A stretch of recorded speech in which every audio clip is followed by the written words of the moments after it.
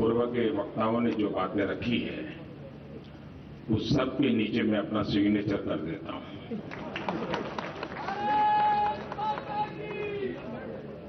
और इसलिए रिपीट करने की जरूरत न पड़े। मैं आज इस इतने बड़े मीडिया का समूह है तो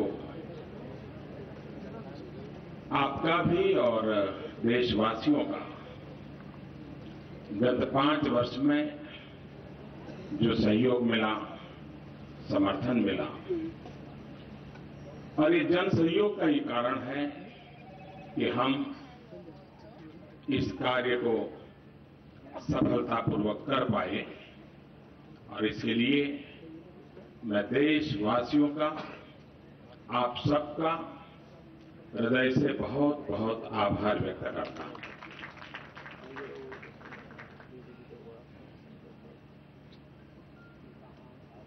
सामान्य रीते ये स्वाभाविक है कि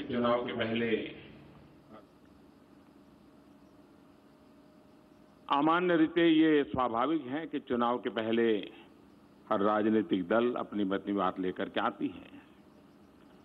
लेकिन राजनाथ जी के नेतृत्व में हमारे अध्यक्ष जी ने जो कमेटी बनाई थी, उसने पिछले 2-3 महीने लगातार मेहनत की और एक प्रकार से जन के मन की बात, उनकी आशा, अपेक्षा, आकांक्षाओं को सुनना, समझना और एक डॉक्यूमेंट में भले सब कुछ ना आ जाए, लेकिन उसकी मूलभूत बातों को पकड़ करके आगे चलने का ये जो मेहनत की इस टीम ने, मैं इस टीम को हृदय से बहुत बहुत बधाई देता हूं। शायद हिंदुस्तान में पहली बार इतनी बड़ी मात्रा में सरकार किन बातों को लेकर के आगे काम करे, जनता को इतनी बड़ी मात्रा में विचार विमर्श हुआ है, ये हिंदुस्तान के इतिहास में पहली बार हुआ है। और ये लोकतंत्र का ट्रू स्पिरिट है और उसको हमने आगे बढ़ाने का प्रयास किया है। आपने देखा होगा कि मैनिफेस्टो में 3 प्रमुख बातों का उल्लेख किया गया है।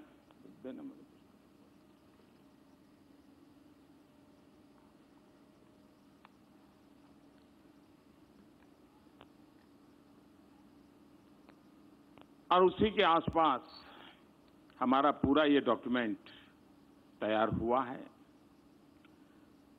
राष्ट्रवाद ये हमारी प्रेरणा है,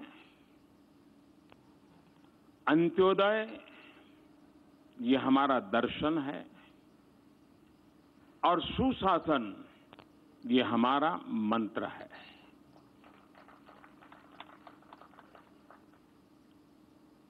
इस पूरी रचना जो है उसमें एक आमतौर पर ये मैनिफेस्टो 2024 के लिए है, लेकिन देश की जनता हमारा हिसाब ढंग से मांग सके, इसलिए पहली बार हमने साहस किया है कि इंटरिम भी हमारा हिसाब लिया जाए। और वो है 2022 आजादी के 75 साल होंगे, तब तक हमने देश के महापुरुषों ने जिन सपनों को लेकर के आजादी का जंग किया था, आजादी के लिए बलिदान दिए थे, जब आजादी के 75 साल होंगे तब हम उनके सपनों का भारत समर्पित करने की दिशा में कुछ अहम काम कर लें, पूरा कर लें। इस उद्देश्य से 75 वर्ष 75 लक्ष्य ये हमने तय किए हैं। 75 निश्चित कदम हमने तय किए हैं। ये अपने आप में टाइम बाउंड, वेल डिफाइंड शायद ही कोई घोषणा पत्र में या संकल्प पत्र में आप पहली बार देख पाते होंगे। उसी साथ साथ हम जब इस मैनिफेस्टो को लेकर के आए हैं तो साफ है हमारे मन में वन मिशन, वन डायरेक्शन।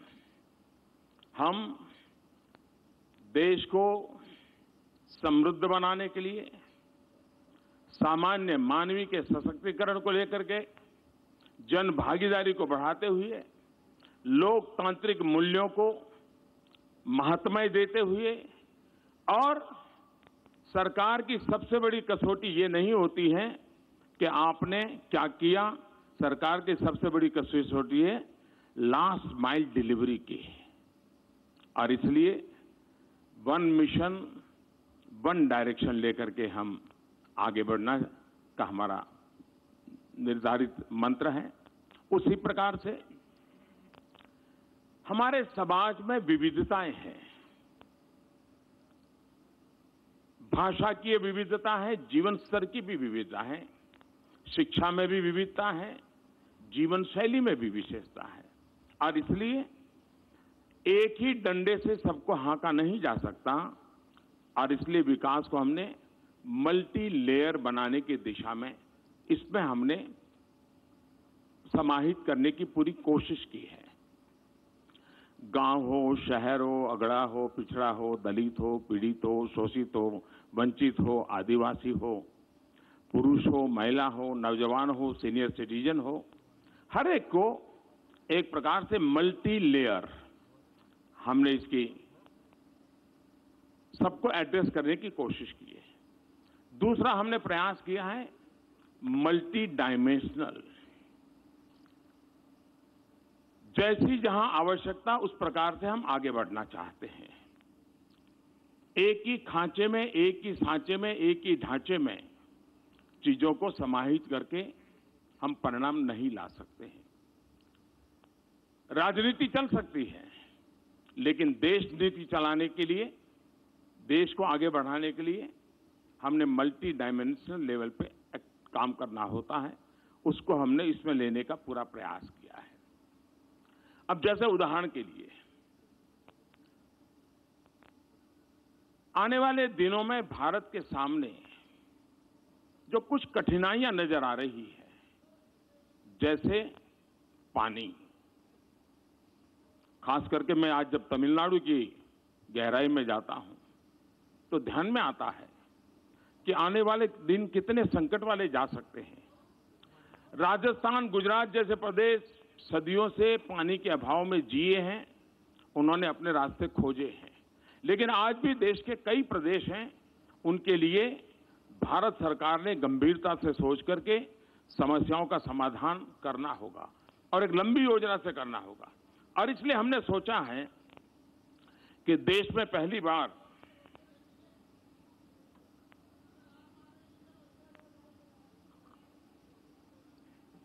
जल की बात करता हूं तो जल भी पी लेता हूं।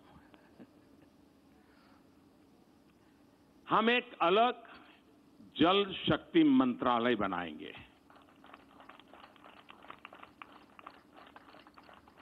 हमने इस बजट में मछुआरों के लिए, और कोस्टल एरिया में ही मछुआरे भाई बहन ऐसा नहीं है, हमारे देश की नदी तट की संस्कृति में मछुआरे एक बहुत बड़ी इकोनॉमिकल एक्टिविटी का माध्यम रहे हैं। और इसलिए हमने इस बजट में मछुआरों के लिए एक अलग मंत्रालय की बात बजट में कही थी। हम आने वाले दिनों में जल शक्ति एक अलग मंत्रालय बनाएंगे। नदियों का ऑप्टिमम यूटिलाइजेशन, पानी का कैसे हो। कोई हैंडपंप लगाए और चुनाव जीत जाते थे, वो एक जमाना था। लेकिन अब माताओं बहनों को पानी की दिक्कत से मुक्त करके नल से जल कैसे पहुंचाए, इस पर हम काम करना चाहते हैं।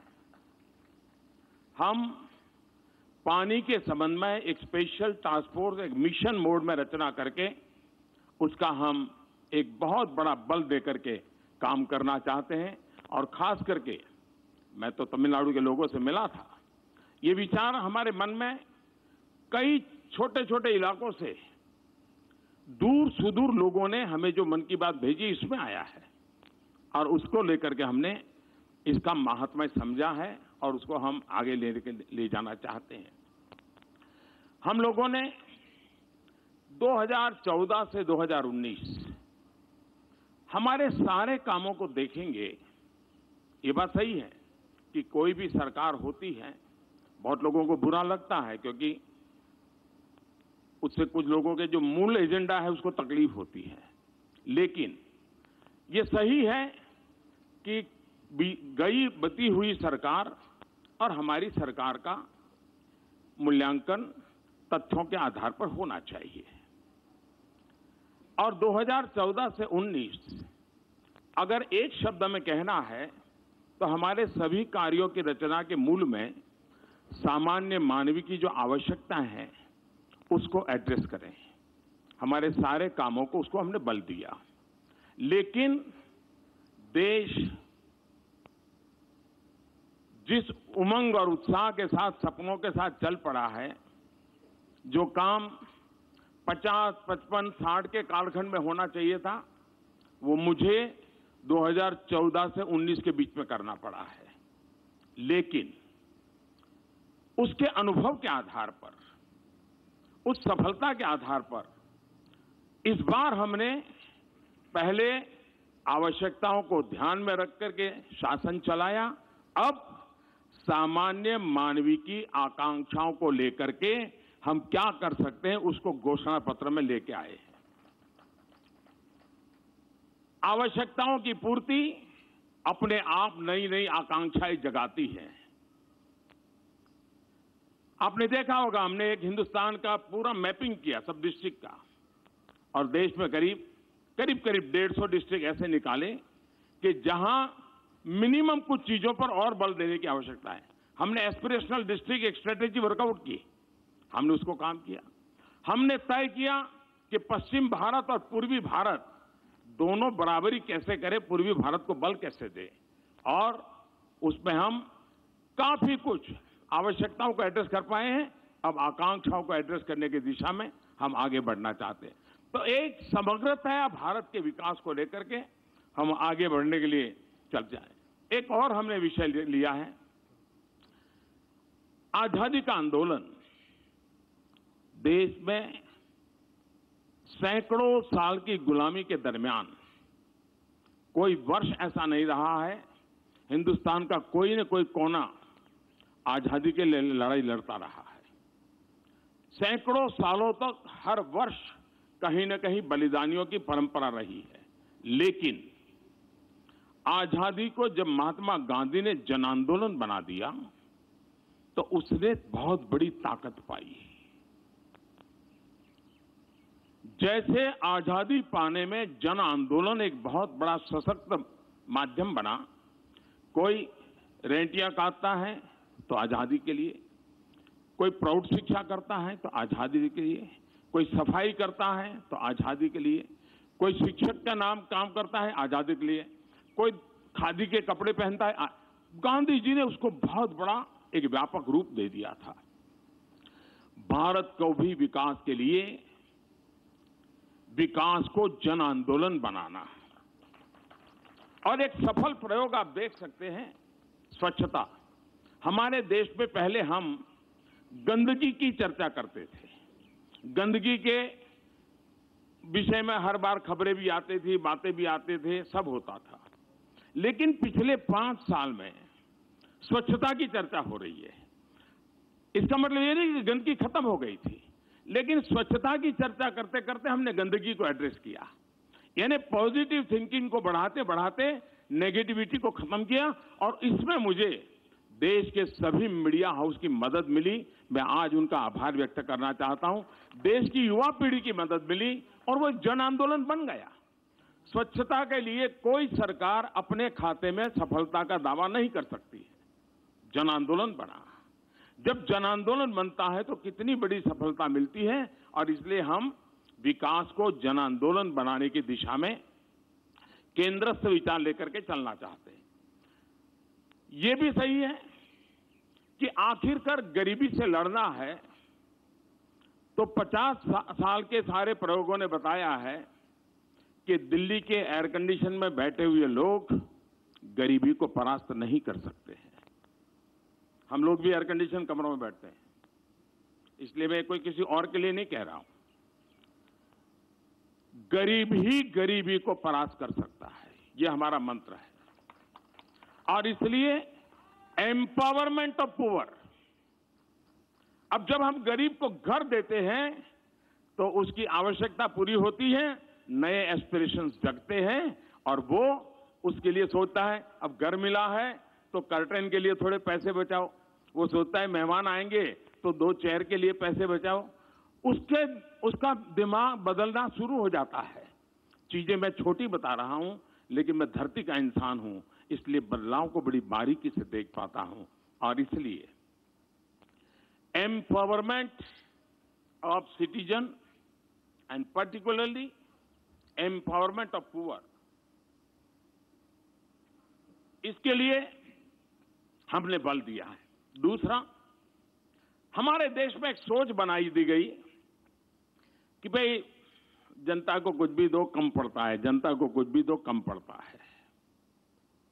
ये मैं समझता हूं कि देशवासियों का अपमान है। हमारा देश ऐसा नहीं है जी। एक बार लाल किले से मैंने कहा था कि जो संभव हो अपनी गैस सब्सिडी क्यों नहीं छोड़ते हैं, और मेरा देश गर्व के साथ कह सकता है 1.25 करोड़ से ज्यादा परिवारों ने गैस सब्सिडी छोड़ दी। हमने रेलवे के रिजर्वेशन के फॉर्म में लिखा था कि आप सीनियर सिटीजन हैं, आप रेलवे यात्रा में कुछ भी पाने के हकदार हैं, सब्सिडी पाने के हकदार हैं, लेकिन अगर आपकी आर्थिक स्थिति ऐसी है कि जरूरत नहीं है तो आप इसको छोड़ सके तो अच्छा होगा। छोटा सा वाक्य उस रिजर्वेशन फॉर्म में लिखा है। आप हैरान हो जाएंगे, मेरे देश के 50 लाख से ज्यादा सीनियर सिटीजन ने सब्सिडी लेने से मना कर दिया और पूरी टिकट से ट्रैवलिंग किया। देश के अंदर ये जो ताकत है, हम उसको एड्रेस करना चाहते हैं, हम इसको बल देना चाहते हैं, हम नागरिक पे भरोसा करना चाहते हैं। हम नागरिक के ये जो, क्योंकि हम ही देश बड़ा बनाना चाहते नहीं है, हिंदुस्तान के 130 करोड़ लोग भी देश को बड़ा बनाना चाहते हैं। और इसलिए हमने हमारी सारी योजनाओं में नागरिकों की शक्ति है, उस शक्ति को हमारे विकास का आधार मानने का ये इस पत्र में हमारे कार्यक्रमों की रचना के केंद्र बिंदु में दिखेगा। हमारे देश में भ्रष्टाचार की चर्चा बहुत हुई है।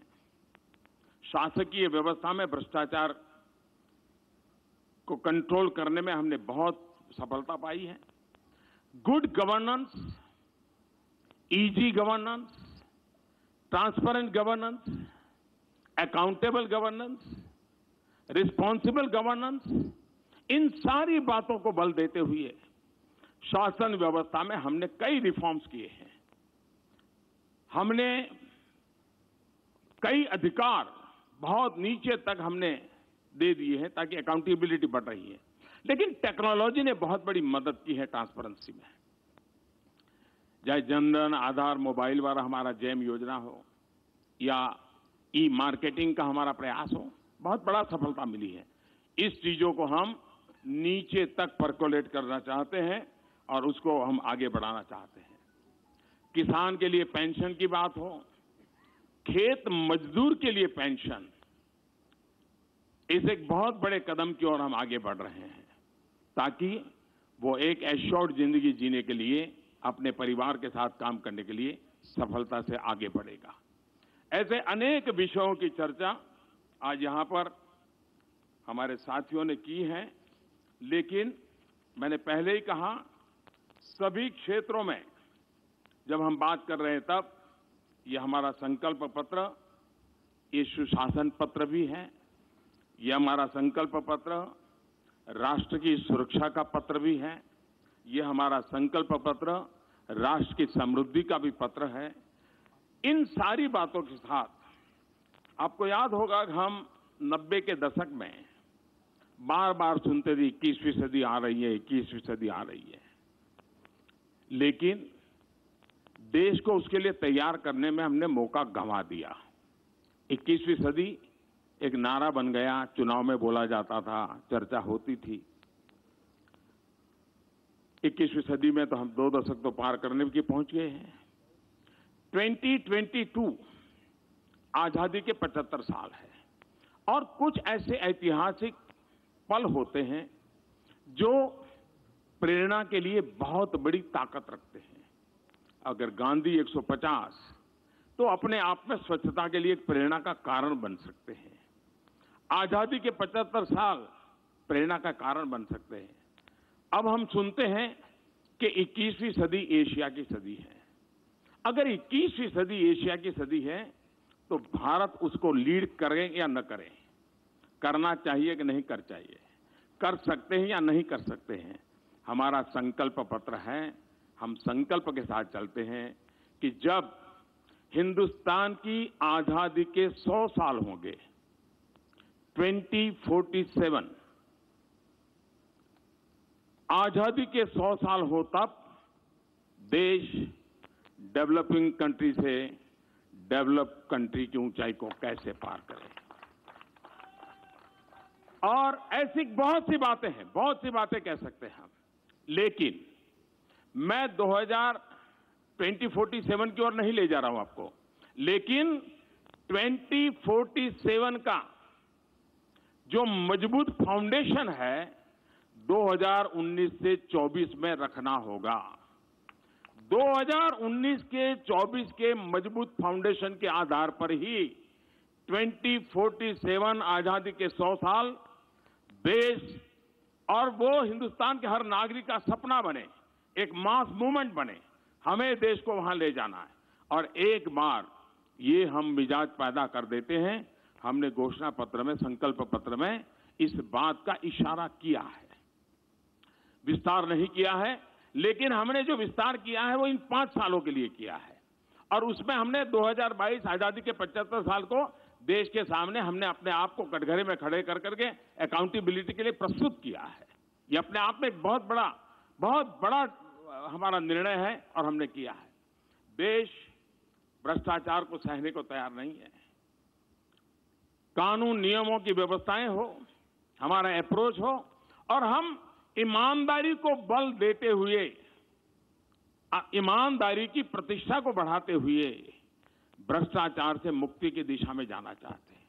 हमने देखा होगा कि 19वीं शताब्दी में हमारे देश में जो सामाजिक बुराइयां आई थी, बहुत बड़ी मात्रा में बुराइयों ने समाज को जकड़ लिया था। उस समय के नेतृत्व ने, एक तरफ आजादी का जंग चल रहा था, लेकिन 19वीं शताब्दी में ज्यादातर सामाजिक सुधार के अभियान हुए।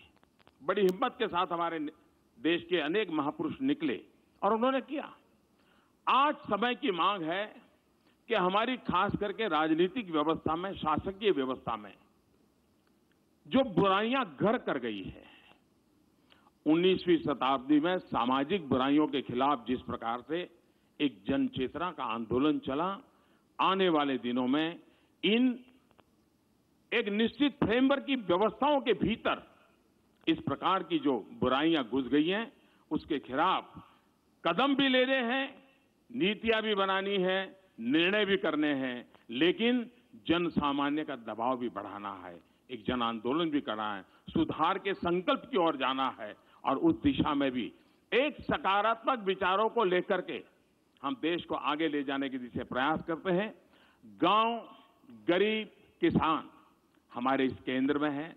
देश के नौजवान वो आने वाले 5 साल में 2047 का भविष्य तय करने वाले हैं और इसलिए देश के नौजवानों को उस प्रकार से परवरिश हो, देश के नौजवानों के लिए उस प्रकार के अवसर, जिसमें हम कहें 100 लाख करोड़ रुपए का इन्वेस्टमेंट, एग्रीकल्चर में 25 लाख करोड़ का इन्वेस्टमेंट, ये अपने आप में बहुत ऊंचे लक्ष्य लेकर के हम चल रहे हैं, जो पूरी व्यवस्था को, आर्थिक आधार को एक नई ताकत देंगे और एक ऐसा परिवेश जो हिंदुस्तान इस 5 साल में ऐसी स्थिति में ला देना है ताकि वो 2047 की आकांक्षाओं को अपना सपना बना ले और सपना बना करके हम उस दिशा में सरकारें आगे बढ़े। उस बात को लेकर के एक फाउंडेशन का काम भी हम इसके साथ साथ करेंगे।